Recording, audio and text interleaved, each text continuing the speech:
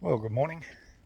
Still here in Albany, and we're at a chainsaw sculpture drive walk.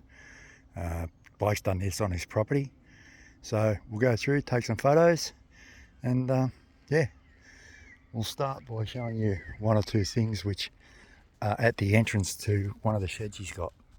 Here's a couple of eagles,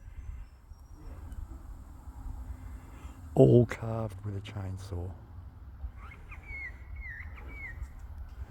There's a little fella sitting on a post, and that one there looks like a couple of birds and some mushrooms growing.